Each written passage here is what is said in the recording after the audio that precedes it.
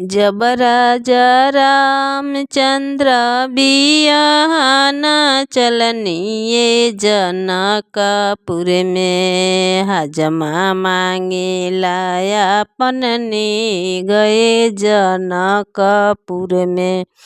हजमा मांगे लाया पनने गए जनकपुर में।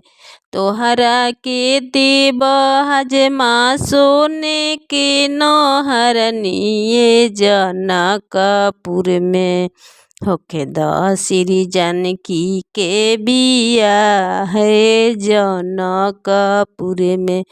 जब बरियतिया दुआरवा पर गईले जनकपुर में, पंडित मांगे लाया पनने गए जनकपुर में।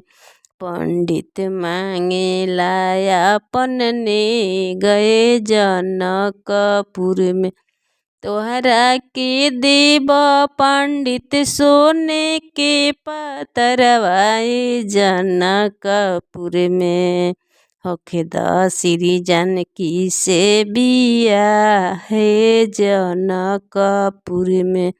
जब बरियतिया मड़ौआ भीरी गईले, मड़ौआ भीरी गईले जनकपुर में। साली सब मांगे लीने गए जनकपुर में। साली सब मांगे लीने गए जनकपुर में। तोहरा के देव साली रेशम के साड़ी ये जनकपुर में। तोहरा के देव साली रेशम के साड़ी ये जनकपुर में। होखे द श्री जानकी से बिया है जनकपुर में। होखे द श्री जानकी से बिया ए जनकपुर में।